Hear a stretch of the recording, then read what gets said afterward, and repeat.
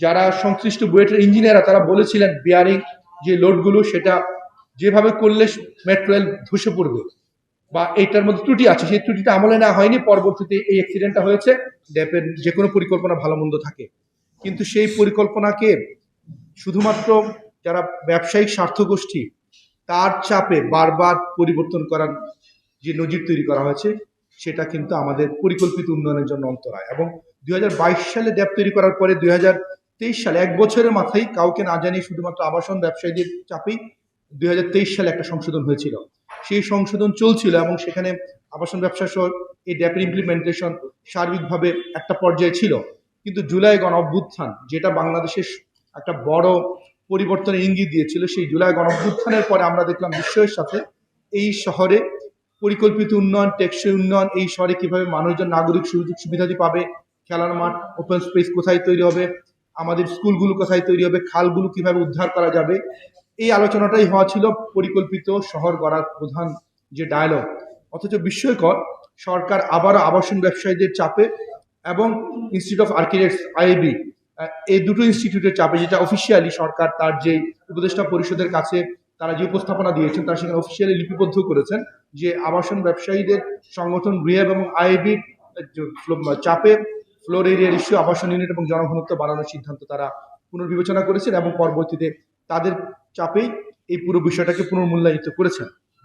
যদিও ড্যাব সংশোধনে আরো অন্যান্য বিষয় আছে, কিন্তু মূলত অন্যান্য বিষয়গুলোকে সামনে রেখে তারা তাদের যে ব্যবসায়িক ফ্লোর স্পেস বাড়ানোর যে আগ্রহ, সেই ফ্লোর স্পেসটা বাড়ানোর জন্য তারা এই কাজটা করেছেন। এবং প্যারালালি ঢাকার মহানগরীর ইমারত নির্মাণ বিধিমালা, সেটাও সংশোধন করা হয়েছে এবং সেই ইমারত নির্মাণ বিধিমালার সাথে ড্যাপের সংযোগ আছে। ড্যাপে যেই ফার ভ্যালুগুলো দেওয়া হয়েছে, জনঘনত্ব দেওয়া হয়েছে, সেটাই ইমারত বিধিমালাতে নেওয়া আছে। এবং যে বিষয়টা আমি সাংবাদিক বন্ধুদের স্মরণ করিয়ে দিতে চাই, ড্যাব ইমারত বিধিমালাতে যে ফার জনঘনত্বের যে বিষয়টা সেখানে বলা আছে, সেটা হচ্ছে যে ডেভেলপমেন্ট ইন্টেন্সিটি বা উন্নয়ন প্রাবল্য, এটা শুধুমাত্র জনঘনত্বের বিষয় না। একটা এলাকাতে যখন অনেকগুলো ভবন হয়ে যায়, সেই ভবনগুলো যদি বিভিন্ন আকার আকৃতির হয়, তখন তার কারণে সেই এলাকার যে আরবান হিট আইল্যান্ড বাড়ে, সেই এলাকাতে আলো বাতাসের প্রবেশগুলো বাধাগ্রস্ত হয়, সেই এলাকাতে খেলার মাঠের উপরে চাপ পড়ে, এই সবগুলোকে মিলে বলা হয় ডেভেলপমেন্ট ইন্টেন্সিভ। শুধুমাত্র এটা যে আমি কতজন মানুষ থাকবো এই আলাপ না, বরঞ্চ এই পুরো একটা শহরের ডেভেলপমেন্টের যে উন্নয়নের প্রাবল্য এবং তার যে ইম্প্যাক্ট, সে ইম্প্যাক্টটাকে প্ল্যানিং এ নির্ধারণ করা হয়। কিন্তু সেগুলোকে বিচার বিবেচনায় না নিয়ে যেই কাজগুলো করা হয়েছে, জনঘনত্ব, আবাসন ইউনিট এবং ফার বাড়ানো হয়েছে, সেটা সার্বিক বিচারের অপরিণামদর্শী এবং ঢাকা মহানগরীর বাসযোগ্যতা সহ নির্মিত পরিবেশ এবং প্রতিবেশের জন্য হুমকি স্বরূপ। এবং আজকে আমরা যারা দাঁড়িয়েছি, আমাদের অনেকে এবং তার সাথে আরো অনেকে, অনেক সংগঠন, যে সংগঠনের মধ্যে নাগরিক সংগঠন ছিল, পরিবেশবাদী সংগঠন, পেশাজীবী সংগঠন, সামাজিক সংগঠন ছিল, আমরা কিন্তু আগেও আপনাদের সামনে দাঁড়িয়েছিলাম এবং আমরা আমাদের লিখিত মতামত রাজুক মন্ত্রণালয়কে আমরা পাঠিয়েছিলাম যে আমাদের ড্যাপের যদি সংশোধন হয় তাহলে কিভাবে করতে হবে, কি বিবেচনা। কিন্তু বিস্ময়কর, আমাদের মতামত এবং দাবিকে উপেক্ষা করে রিহ্যাব এবং আইবির দাবিকে মূলত সেন্টারে রেখে এই যে ড্যাপ সংশোধনটা হলো। এবং এর ফলশ্রুতিতে জনবহুল ঢাকা শহরে উঁচু ভবনের সংখ্যা যেমন বাড়বে, ইতিমধ্যে স্থবির হয়ে যাওয়ার শহরে পরিবহন পরিষেবা, সকল ধরনের নাগরিক সেবার উপর অসহনীয় চাপ পড়বে।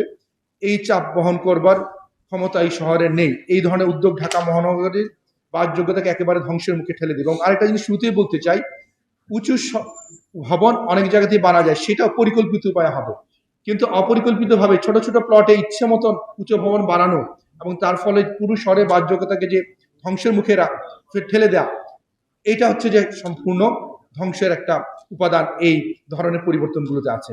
আপনারা জানেন, যেটা বলেছিলাম যে 2022 সালের 24শে আগস্ট এই ড্যাপটা করা হয়েছিল এবং সেখানে অনেক ধরনের ভালো বিষয় ছিল, আবার কিছু ক্রিটিক্যাল জিনিস ছিল, যেটা আমরা সমালোচনা সবসময় করেছি, এখনো করব। কিন্তু মূল স্পিরিটটাকে ব্যত্যয় করে দিয়ে শুধুমাত্র নিজেদের ব্যবসায়িক স্বার্থ, সেই স্বার্থটাকে কিভাবে নিয়ে আসা যায়, সেটাই এই ড্যাপ পরিবর্তন, যে 2 দফা ড্যাপ পরিবর্তন হলো। এবং এই পরিবর্তিত পরিস্থিতি জুলাই গণঅভ্যুত্থানে যেখানে নাগরিকদের কাছে সরকারের বসার কথা, তাদেরকে পাশ কাটিয়ে এই উদ্যোগটা নেওয়া হয়েছে। যে উদ্যোগটা আপনারা জানেন, পৃথিবীর সবচেয়ে অবাসযোগ্য শহর, আমাদের পেছনে শুধু থাকে যুদ্ধ বিধ্বস্ত শহরগুলো। তো সেই শহরে যখন আপনি কোনো পরিবর্তন করবেন, সেই পরিবর্তনের পরিবেশের উপর ইম্প্যাক্ট, তার নাগরিকদের উপর ইম্প্যাক্ট, পরিষেবা, ইনফ্রাস্ট্রাকচার, ইউটিলিটির উপর ইম্প্যাক্ট, সেটা কি বিবেচনায় আনা হয়নি। এবং এই পরিবর্তনের ক্ষেত্রে যে প্রসেসে করা হয়েছে সেই প্রসেসটা আরো প্রশ্নবোধক। এই প্রক্রিয়াতে পৃথিবীর কোথাও যখন পলিসি ফর্মুলেশনে মূল পর্যায়ে টেকনিক্যাল কমিটিতে যারা আবাসনের স্টেক আছে, কনফ্লিক্ট অফ ইন্টারেস্ট আছে, তাদেরকে অন্তর্ভুক্ত করা হয় না।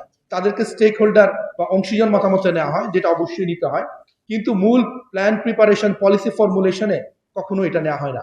তো যে বিস্ময়করভাবে এই সরকার এসে যখন যতগুলো মিটিং করেছে সবগুলোতেই আবাসন ব্যবসায়ী এবং যারা আবাসনের সাথে সরাসরি সম্পৃক্ত পেশাজীবী, তাদেরকে হাইলাইট করে, তাদেরকে এঙ্গেজ করে তাদের এই পরিবর্তনগুলো করেছে।